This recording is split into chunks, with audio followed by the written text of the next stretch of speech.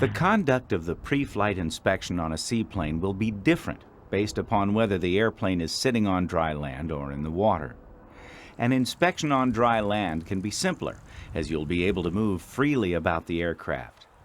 In the water, if conditions allow, you may need to float the aircraft to different positions in relation to the dock in order to inspect the different systems.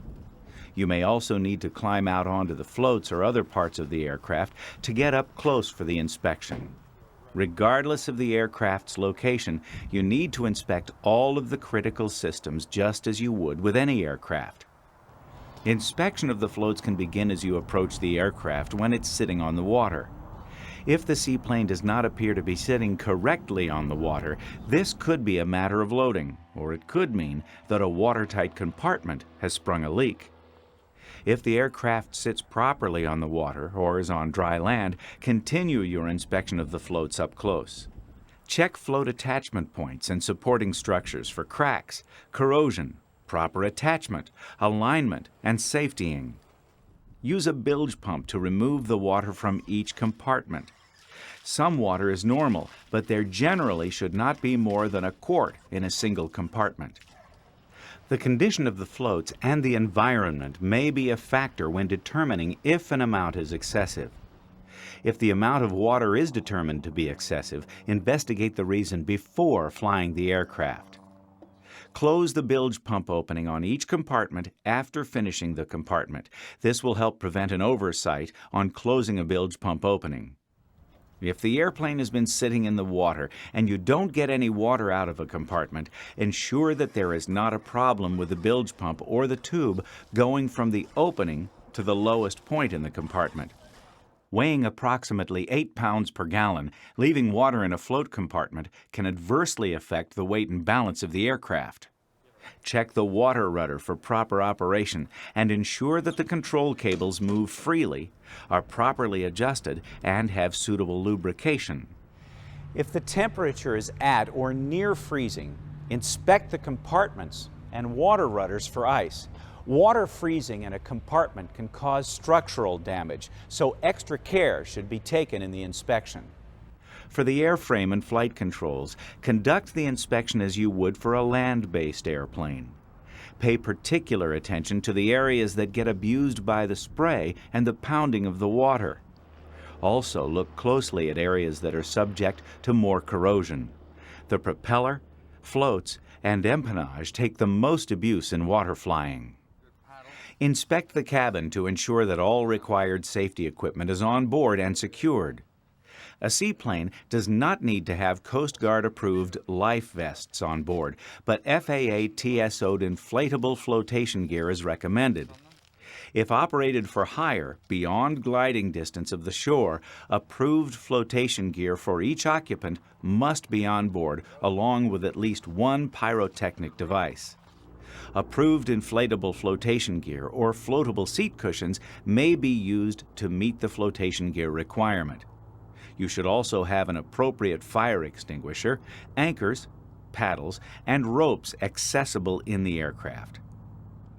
Your pre-flight is not complete without briefing your passengers on seaplane safety requirements. Passengers may be required to assist in shove-off and docking procedures and must know how to do this safely. You also need to ensure that they understand any emergency egress plans. There may not be time to explain these if and when something actually goes wrong. As with the pre-flight of any aircraft, ensure that the performance of the aircraft and your skills are acceptable for the day's conditions. Is the wind appropriate for the flight?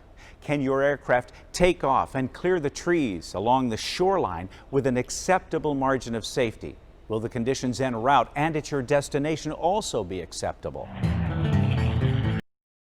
As the pilot of a seaplane, you must not only follow the rules of the air, but the rules of the sea as well. The rules in the air are the same as those you'd follow when taking off from your neighborhood paved runway. But on the water, things change a bit. When you are on the water, the United States Coast Guard sees you as a vessel and expects you to follow their rules where applicable. Section 91.115 of the Aviation Regulations governs the rules for right-of-way when operating an aircraft on the water. Following this rule should also allow you to meet the requirements of the Coast Guard's right-of-way rules. 91.115 requires each person operating an aircraft on the water to keep clear of all vessels and avoid impeding their navigation as much as possible. The aircraft must give way to any vessel or other aircraft that is given the right-of-way by the regulations. When aircraft or an aircraft and a vessel are on crossing courses, the aircraft or vessel to the other's right has the right-of-way. When approaching head-on or nearly so, each must alter its course to the right to keep well clear. These are much the same as when in the air.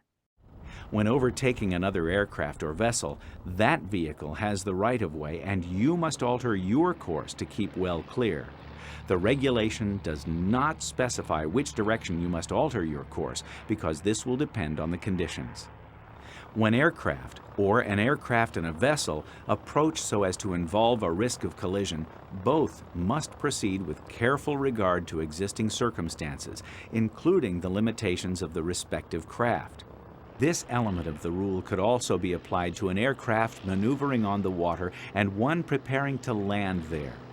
The aircraft in the air is much more maneuverable than the aircraft on the water and should use this additional maneuverability to avoid a potential collision with a water-bound craft. The U.S. Coast Guard publishes a complete set of navigational rules which are available to you via their website or for purchase through the government printing office. While some of these rules do not apply to a seaplane, you should take some time to review them. You may also be subject to state and local laws with respect to operating on a body of water. Contact the Parks and Wildlife Department for the state's Aviation Department, or the local FSDO for information on these regulations. For additional information on seaplane safety, look at Advisory Circular 91-69. It contains a number of suggestions to help keep you safe and in compliance with the applicable regulations. One of the most important skills you'll learn as a seaplane pilot is reading the wind and the water. At an airport, you can determine the wind direction and approximate speed by taking a look at the windsock. It's a simple matter to learn the positions that indicate particular speeds on a standard 15-knot sock. You will rarely find a windsock on an open body of water, though. And on the water, reading the wind is even more important. Taxiing a land-based airplane in a moderate crosswind is something that you learned early in your training. Position the controls properly and you won't have any problems. On water, you don't have the luxury of rubber tires gripping the pavement. On water, the airplane wants to weather vane itself into the wind. A crosswind that may be simple if taxiing on tires may be difficult or impossible to handle on the water. On dry land, the surface you are taxiing on does not move. In the water, you may be dealing not only with the wind, but with a current as well. When flying over a body of water such as a lake, you may notice that the surface of the water changes on different sides of the lake. A narrow band of water on one edge may have a smooth and glassy appearance. The edge opposite this side may appear rough and choppy. This is an indication of the wind speed and direction. A well-trained pilot may begin to see wind streaking on the surface of the water parallel to the direction of the wind. All waves will be perpendicular to the wind. When the waves begin to break and whitecaps begin to form, they will be found on the downwind side of the wave. The wave indications will vary somewhat based upon the size and depth of the body of water as well as the obstructions surrounding it. Gusts appear as paw prints traveling across the water. The pilot of a seaplane has an advantage here over his land-bound counterpart in that he can see a gust coming his way. How much wind you and your seaplane can handle will be dependent upon a number of factors, including your experience and the type of craft you're flying. Your instructor should spend some time with you discussing these limits as you progress in your training. A good wind indicator while on the surface of the water is the seaplane itself. This is because the airplane will want to weather vane into the wind. Recall that in the air, the airplane rotates about its center of gravity in all three axes. With the airplane on the water, the rotation about the yaw axis does not occur about the center of gravity. On the water, the yaw rotation is around the center of buoyancy. With the seaplane sitting level in the water, as it should when stopped or taxiing at an idle speed, the center of buoyancy is forward on the floats. This puts the large surface area of the fuselage and tail behind the C of B, and only a smaller fuselage surface area in front of the C of B. The wind will push on both surface areas, but the greater moment is applied behind the center of buoyancy due to the larger surface area. Assuming that the water rudders are not counteracting this tendency, the moment differential will cause the airplane to rotate about the C of B and streamline itself with the nose of the aircraft pointing into the wind. This gives a clear indication as to the direction of the wind. This phenomenon is also a major consideration when determining the taxi method that will be required, since the water rudders may not be able to counteract this tendency in higher wind speeds. It also will be a determining factor when deciding if you can safely launch from your current location on the water's edge, or get to your destination on the lake after landing. Moored seaplanes and boats will shift downwind or downstream of their anchor points if free to float around them. Beyond the indications on the water, you need to use all your available resources for determining the wind. Smoke, flags, movement of cloud shadows, and other sources can all contribute to your estimate of the wind speed and direction. The need to plan for the wind and water during your pre-flight or before your landing cannot be stressed enough. This critical skill must be learned to safely fly a seaplane. Presenting what you should know about seaplane checklists and landing area evaluation is flight instructor and designated pilot examiner John Brown. John is an active pilot with over 24,000 flight hours, including over 17,000 in seaplanes. He's been flying since the age of 14 and soloed on his 16th birthday with a sign-off from his father, Jack Brown. John has been a pilot examiner for 30 years and conducted more than 9,000 flight tests. John manages Jack Brown's seaplane base in Winter Haven, Florida. This facility was founded in 1962 by John's father and has trained more than 14,000 seaplane pilots since its humble beginnings. My name is John Brown. I'm from Brown's Seaplane Base and here to talk to you a little bit about checklists and the use of checklists when you're flying your seaplane. We use a very simple checklist here at the base that my dad created back in the 60s.